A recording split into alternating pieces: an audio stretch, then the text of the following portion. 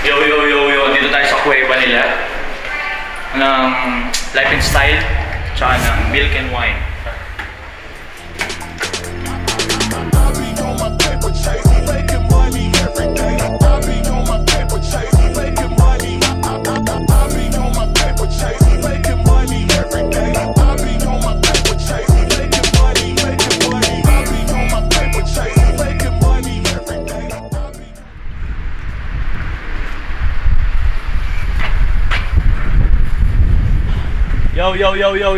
Yo.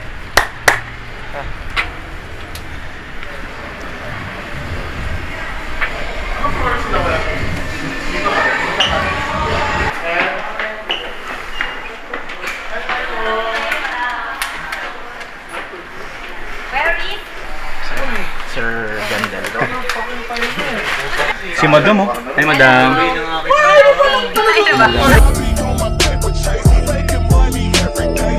Si ate, oh. Ay, pasok po. Hindi mo pinagsasabihin sa itsura niya. Bakit ko yun? Bossing go. Nice meeting you, nice meeting you. Game. Game na agad, oh. Talaga? Swerte naman ang last pop. Stories niya. Last pop. Tapos wala siya, no? Yung in-update si ko yung last pop day ngayon. Wait, hindi ka kasama sa GC. Alam mo, kilala. Pangit. Pakilala ka, G.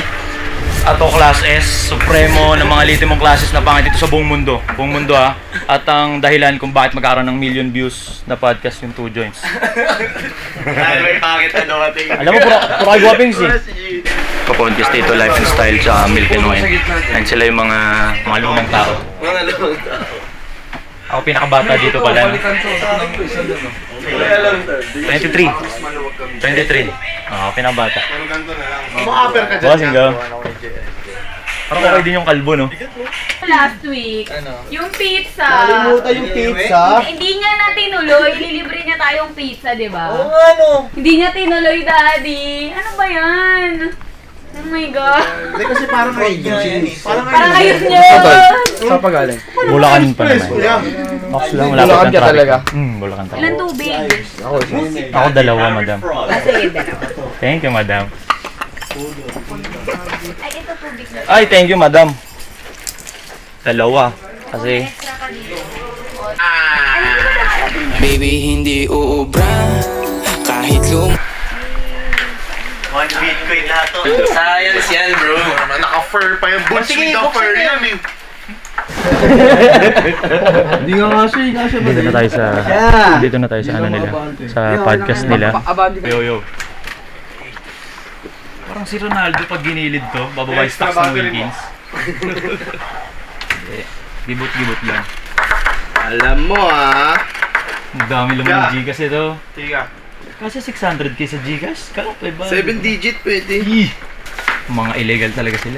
Ilan po maximum ng Gcash doon? Hanggang kahit ilang milyon na yun. Hindi, dyan sa pag Nakakita ko ng mga ganun eh. Isa kami 600 laman eh. Wala. Puto, ilan to? May 600 ang puto. Siyempre. Pwede na pala kitang di-isipin eh. Okay. Yun, dito tayo ngayon sa podcast ng 2 Joints. Life and Style to, wala pang babae. Kauna-una ang Life and Style na mag-million views kasi andito ako. Talaga naman. Nice one. Geng. Ano ba tayo? Gengo. Geng. Ibang channel yan to. Yo, pakilala na natin ang ating guest ngayon. Saan to ba? Kilala nyo na, si Ato. Bigyan mo na magandang introduction naman, Dong. Bungay, walang kalatoy-latoy naman eh. Ang babae pinapakilala Milk and Wine. Ano yung ganda boss eh. Tol, kasi alam ko kilala ka na ng mga tao, kilala nyo naman yung mukha na ito, di ba? Di pa. Kasi si Ace Si magpakilala. Ace kasi magpakilala. Ace, pakilala mo to, Ace. Bigyan mo ng magandang introduction. Parang Yung honest man lang. Yan. Kasi magkamag-anak din kayo eh. Hindi niya pa kilala, hindi niya pa siya kilala. Ang bobo nyo. Kung di nyo ako kilala, no? Siya lang ang pinakamaingay sa Facebook ngayon. Kaya yan, si Ato Class S. Ato Class S, supremo ng mga pangit dito sa mundo. At ang dahilan kung bakit magkakaroon ng hindi lang 100k views tong podcast na to. Uy, million daw. Talaga Well, naman. hindi pa. Nag-million views na ba yung podcast? Hindi pa, di ba? Wala pa. Nanonood ako lagi eh. Mukhang ikaw ngayon, Ato. Wala namang ganun nakikinig sa podcast namin eh. Konti lang. Pero number 2 podcast kami. Oo. Sino may sabi si ito sa Lucena lang? Yung universe ang Yeah, nagsabi. alright. Tayo magawa eh. Number 1 yung milk and wine. Ano yung sabi mo yung pangit-pangit ano? Supremo ng mga lehitimong classes na pangit. O saan nagmula yun to? Ako, tingnan ako. Tingnan mo ako. Gwapo ba ako? Tumawa ka agad. Gwapo ba ako? GG Hindi, honest man lang. Gwapo, dalawa lang. Gwapo, pangit, walang middle. Gwapo ba ako pangit? Gwapo ako? Lahat ng napapanood mong vlog, hindi naman kayo nanonood eh. Lahat ng mapapanood mo sa vlog, na pwede mong mapanood, ginawa ko. Tapos hindi, yung idea ko mismo talaga, Pangit Lives Matter na agad. Yun na talaga yung idea ko. Ang pilit kong paulit-ulit na sinasabi sa kanila, natanggapin yung maging pangit kayo kasi wala namang masama, okay lang na pangit ka. Ito pangit. Wait! Wait! So ano meaning ng class S? Yung gusto ko malaman. Malupit na pangit ka. Malupit. Pangit ka na may aura. Na, ako nga, hindi nyo ako makita as pangit eh. Kasi na-aura ko na eh. Mahirap yung buhay pero masaya kasi laking kalye ko eh. Okay. Si Chubby Simpson na. Ano si Ato dati? Normal na bata na walang spotlight kasi nga bukod sa pangit, walang pera. Eh dati magkakatropa pag may pera ka eh. Ako wala. Nag-abroad pa ako. Ba't ko natin to? UAE. Doon nag-pandemic. Tapos nung nag-pandemic, hindi ako natatanggap. Doon ako nagbalik loob sa plan B. Tangina, magbablog ulit ako. Nag-boom kasi nagusto ng tao, real to ko. Pangit yung nagsabi. Pero natanggap ako doon ng janitor 3 months, tapos di ako sinahuran. Pero binisahan ako. Kaya nakauwi ako, libre hotel. Pandemic eh. Hindi ko siya nabibision, pero alam ko na yung kapangyarihan ko, nasa bunganga ko. Rakista ako nun, pero may mga tropa akong gangster. Kasi nga, friendly ako. Ngayon, iniisip ko, yung mga artista kayo, sinasabi nyo, ayaw nyo nung ganun. Gusto ko munang maramdaman bago ko sabing ayoko. Kasi hindi ko pa na-experience. Pero gusto ko ma-experience. Excited ako. Tanga na, di ako makapag-mall sa mga SM Ang lang. ina, bibigay sa'yo yan to. Ikaw magbigay? 600k eh. Disadvantage wala kasi sobrang positive ako mag-isip eh. Nice. Wala akong nakikitang negative sa ginagawa ko. Parang nagpapakatotoo lang ako sa kanila, lahat ng kukubrahin ko, ipangkakain ko lang. Ayun, kaya minsan medyo nagyayabang ako para lang inisin sila. Pag yung yung tropa ko talaga na day ones talaga. Na gets ko kung ba't di sila niwala na okay lang makipagtropa ulit sila sa akin ngayon. Yung may mga kalugar ako, nung nabash ako, labasan sila. Akala naman nila yun yung magpapalubog sa akin. Nabash kasi ako nun sagad eh. Kasi kung mali ako nun, mararamdaman ko yun, may mag-unfollow sa akin. Eh wala, nadadagdagan pa. Ngayon ang sinabi ko, ayoko talaga yung mga ganitong content na nag-e-encourage na mag-post ka, magpahinga ka. Kasi paano mo makukuha yung mga bagay na wala ka kung hindi ka sasagad, hindi mo itatry na kikilos ka ng lagpas dun sa limit mo. Diba kasi naghahangad ka ng mga ganda, parang ganun sinabi ko. Kung kailangang mga ganun-ganon, bading, then nabad ka ba? Kasi ako nag-call center ako eh. Madaming pera, basta binata ka. Isip sa pagkakakilala ko sa kanya, paano ko pumasa doon? Baka naman yung sa elevator ka lang ng call center. Kada transaction, may 800 ako, 1,000. Swap ng cellphone. Swap ad. Hindi na dulo ko. Guess ako eh. Una ka guest ka eh. Mahirapan yung susunod sa akin. Okay na! Ay, maganda. Unang-una, realization, dapat tanggap mong mahirap ka. Kasi hindi ka naman makapunta sa top, hindi mo matatrabaho kung paano yung marangyang buhay kung in denial ka na mahirap ka. Gen Z or bata na parang gusto ko rin ng ganung lifestyle nila. Hustle. Start na agad. Hindi nyo na kailan kaya marirealize yun. Tanggapin mo agad sarili mo, gusto mo ba yung ganito? Kasi pag gusto mo, tsaka mo gawin. Nice answer to, pwede namin di sumagot. Tangina pang reels ko pa yun. Ayun. Kung yung babae mo, mahal ka niya, magigets niya yun eh. Yung babae mo kakausap dun sa penis na, huwag naman kayong gano'n, parang nababastos kasi yung partner ko, ganito ganyan. Hanggang sa mapansin ng i-above mo na, ba't pupunta? Tang ina ng papa mo eh. Ang ganun.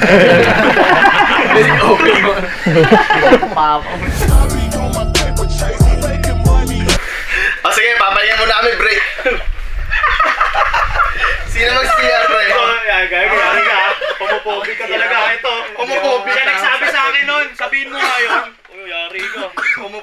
Yung kita nyo naman yun. Lahat ng sinabi ko, script ni Ace yun. Script ni Ace yun. Nasabi ko ba ng Ice pa? Wait, dinamay mo pa ako gago. Putang ina. Wala. Ako sinabi ko lang yung sinabi niya. Homophobic din siya. Pare, gusto ko yung mga bading. Gusto mo ng bading? Oy. Gusto ko lang mga malalupit yun. Wala mo masama sa pagiging bading, eh, no? Wala. Sama ka na sa dagat-dagatan ka po. Lo! Ay, sorry. Boss, yung mga reels mo, kayo ba yun? Depende, merong hindi. Meron kayo? Kadalasan hindi. Like for example, okay lang sa inyo. Kasi ako, yung nanood ako ng one time. Ang dami kong magagawang content sa isang milk and wine nyo. Tapos? May 20, okay lang sa inyo yun? Anong gagawin mo dun? Iko-content ko, kunyari may pwede akong idagdag sa sinabi mo o kaya may iko-correct ako, ganun. Ikaw, nasa yan. Discarte Hindi nga mo good yan. shit sa inyo, baka sabihin, ina nito. Discarte mo yan, tol. Kasi iba, ang tawag nila doon, ginagatasan. Ano ginagatasan yung content ko? Hindi ko naman pipigilan makakain kay. Ayun. Diba? Ayun. Narinig niyo yun, ha? Putang ina, kaya pag inaraw-araw ko yun. Kasabayan ko to si Tara, Miguel Santo. kaya tayo sa baba.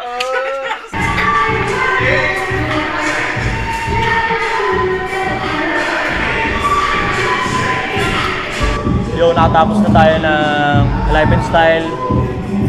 Milk and Wine yung next. Ay, yung mga girls. Very professional, very organized. Total production sila dun. Pagkatapos break time tapos rat-rat ulit dun sa taas. Sobrang lupit, sobrang organisado.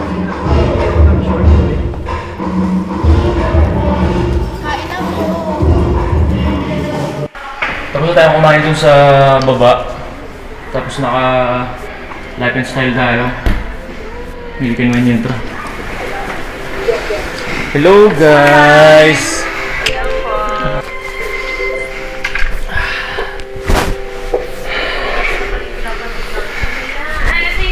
Sila yung mga guests ngayon sa Milk and Wine.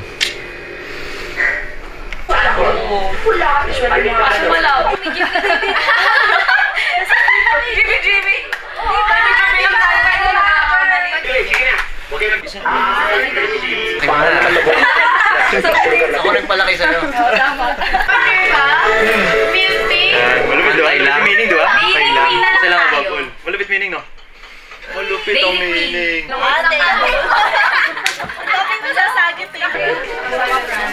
Lagay mo sa labas. Hindi po kasi dating truck ng basura. Milk and Wine, Milk and Wine. Kukuyan. Uy, hindi mo.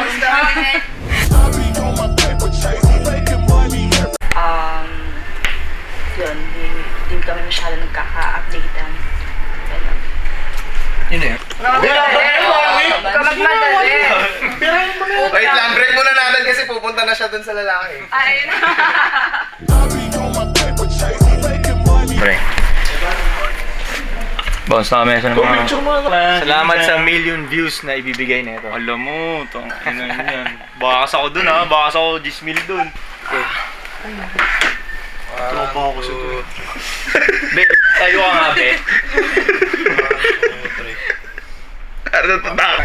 Ito, ingat ah. Guys, thank you guys. Ingat lang tol, PM. Papa. Ingat ah. Bounce na kami. Ingat kayo tol, ingat. Yeah. Trek. Guys, ingat. Bounce na kami, yeah. Ingat. Ingat baka na yan. Putay na niyo. Ingat tol, ingat. Ingat tol. Ingat. Dito ko naman natatapusin to. Abangan nyo yung podcast namin ng 2 Gems.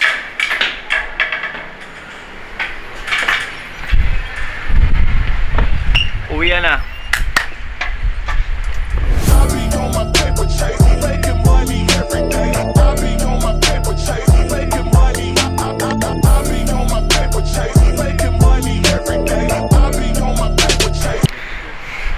Watch me on Peter McKellen Pimcap Cable. Hindi ko makuha eh. Hindi niya makuha.